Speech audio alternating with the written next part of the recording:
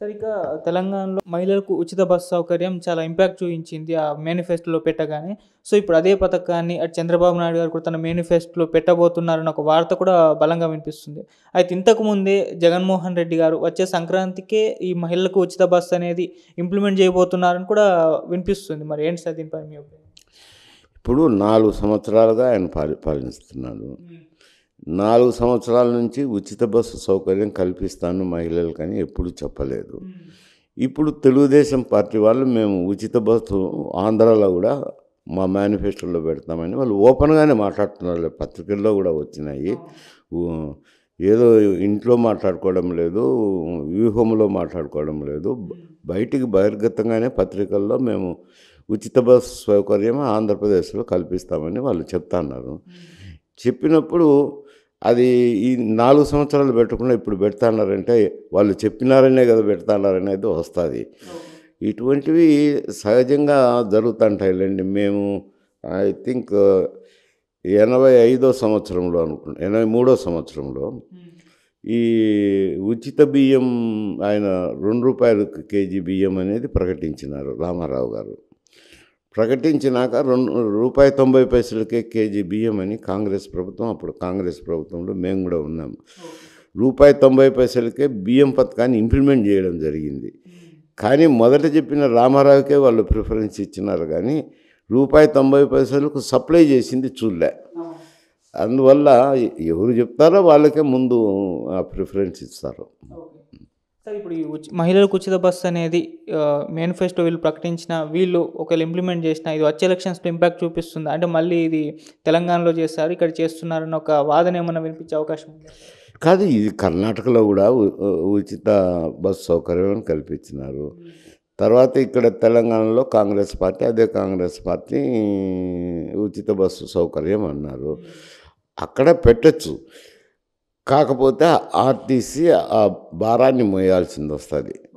మహిళలు ప్రయాణం చేసినప్పుడు మహిళల నుంచి టికెట్ రావు కానీ ఉచితంగా ప్రయాణం చేస్తారు. ఆ లాసును గవర్నమెంట్ పూడ్చాల్సిందే కదా. అంటే ప్రభుత్వం గ్రాంట్ రూపంలో ఆర్టీసీకి ఇవ్వాలా.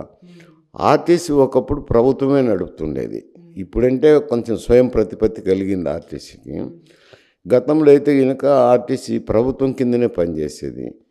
ఇప్పుడు స్వయం ప్రతిపత్తి కలిగినాక వాళ్ళ ఆర్థికము వాళ్ళ అవన్నీ చూసుకోవాలా. అవి వాళ్ళు ఎన్ని టికెట్లు మహిళలు ప్రయాణం చేసినారని దాని అమౌంట్ క్యాలిక్యులేట్ చేసి అవి ప్రభుత్వానికి సమర్పిస్తే ప్రభుత్వం గ్రాంట్ రూపంలో వాళ్ళకి ఇస్తుంటారు. సార్ ఇక షర్మిల గారు ఏపీలో కాంగ్రెస్ పార్టీ నుంచి పులివెందల నుంచి పోటీ చేయబోతున్నారని ఒక వార్త వైరల్ అయింది. మరి నిజంగా పోటీ చేస్తున్నారా? మీకేమన్నా ఇన్ఫర్మేషన్ ఉందా? నాకైతే ఎలాంటి ఇన్ఫర్మేషన్ లేదు. గతంలో కూడా కాంగ్రెస్ పార్టీ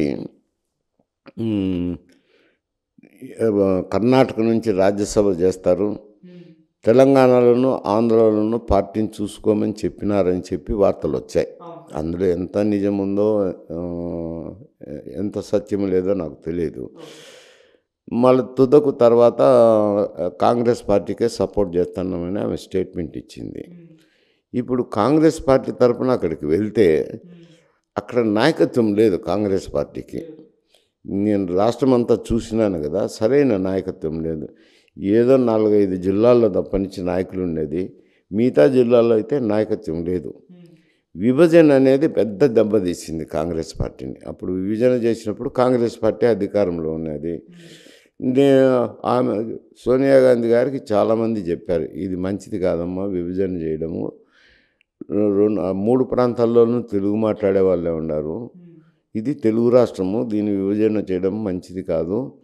ఈ గత 50-60 ఏళ్ళుగా ఈడ స్థిర నివాసం చేసుకునే వాళ్ళు కానీ ఉద్యోగరీత్యా ఉండేవాళ్ళు కానీ రకరకాల బాంధవ్యాలు ఏర్పడిపోయినాయి తెలంగాణతో. ఇప్పుడు ఆల్ ఆఫ్ సడన్ డివైడ్ చేస్తే బాగుండదని చెప్పినా ఆమె ఏదో నేను మాట ఇచ్చినాను డివైడ్ చేసింది. అందువల్ల అక్కడ కాంగ్రెస్ పార్టీకి స్థానం లేకుండా పోయింది. మనుషులే లేరు, సరైన నాయకులే లేరు. పోయినారట తెలుగుదేశంలోకో జనసేనలోకో వైఎస్ఆర్సీపీలోకో పోయినారు, కొందరు రిటైర్ అయినారు, రకరకాలుగా ఆడ నాయకత్వమే లేదు.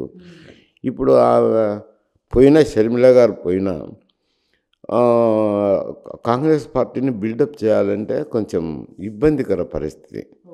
అదే ముందు ఆమె పార్టీ పెట్టదలుచుకున్నప్పుడే పార్టీ పెట్టి ఇంతవరకు కృషి చేసింటే అది వేరు సమస్య. ఇప్పుడు ఆల్ ఆఫ్ సడన్ ఎన్నికల ముందర పోయి పెట్టినప్పుడు అంత ఆ, ఇది రాదు, జోష్ రాదు. అంటే సార్ అసలు షర్మిల గారి రాజకీయ భవిష్యత్తు ఏంటి సార్? అసలు పార్టీ పరిస్థితి ఏంటి? ఇప్పుడు తెలంగాణలో పోటీ చేయలేదు, కాంగ్రెస్ పార్టీకి మద్దతు తెలిపారు. మళ్ళీ ఇప్పుడు కాంగ్రెస్ పార్టీ ఏపీలో చేరుతున్నారన్న వార్తలు వస్తున్నాయి. అసలు ఏంటి ఆమె పరిస్థితి?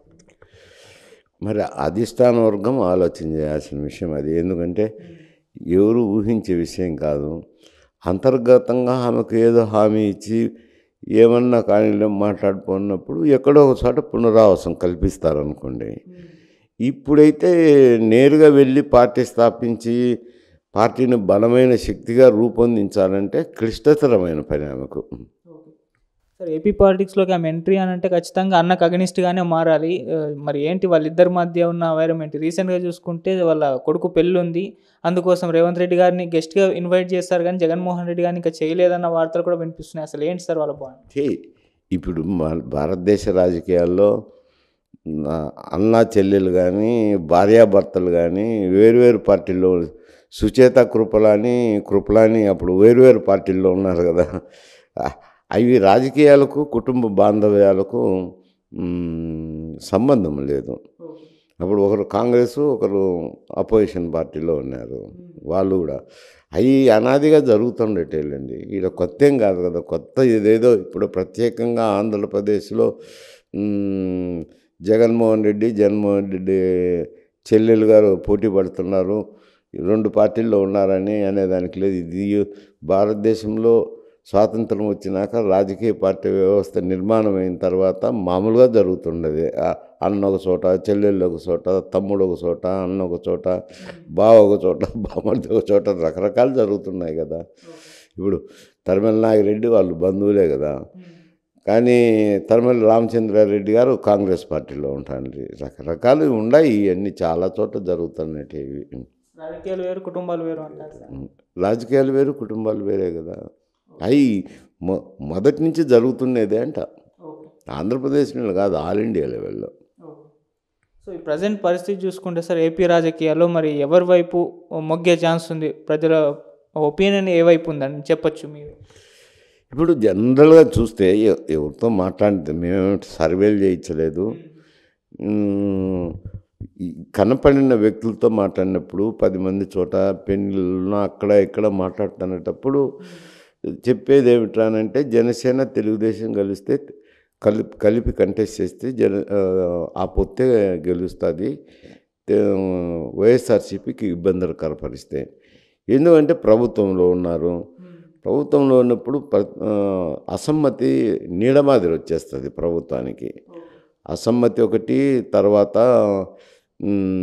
వాళ్ళు ఏకమైనప్పుడు కులాల వర్గాల సమీకరణలు ఇవన్నీ మారిపోతాయి కదా. మారిపోయినప్పుడు కొంచెం పరిస్థితి అనుకూలంగా జనసేనకు తెలుగుదేశం పార్టీ కాంబినేషన్కే అనుకూలంగా ఉన్నట్టు కనపడుతుంది. Thank you so much.